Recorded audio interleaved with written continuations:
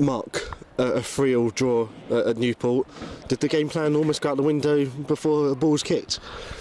I mean, listen, the boys have done tremendously well recently, and we've looked a real good, solid unit. Today we asked the players not to give away cheap free kicks, cheap throw-ins, corners.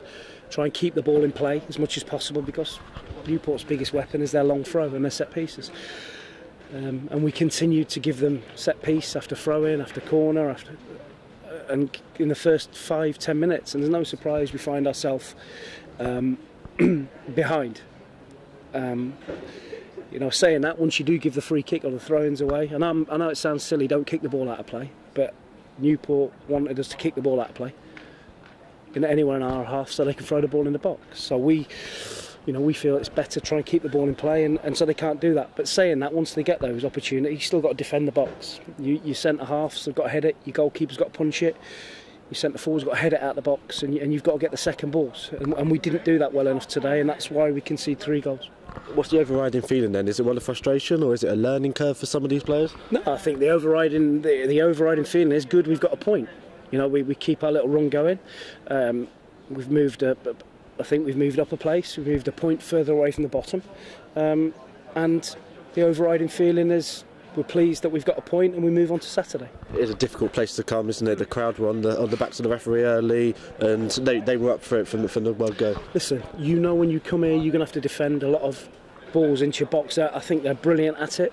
They obviously do lots and lots of work at it, and they're very effective. And there's no right way or wrong way to play football. You have to stand up to that, and if you do that, you've got a chance of winning.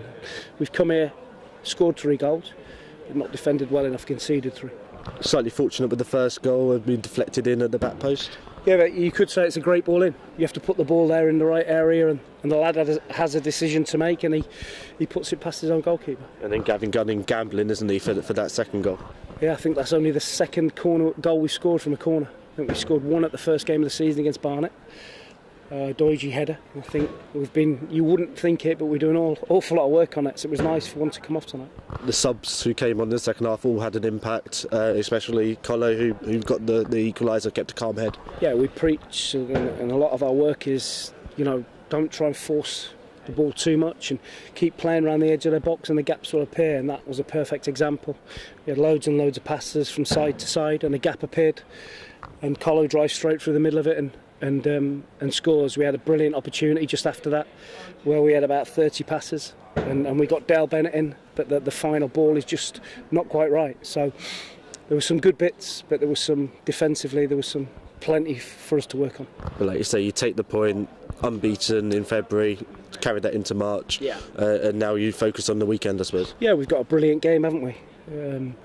One of the newest clubs against one of the oldest club in the Football League, so we're looking forward to Saturday now.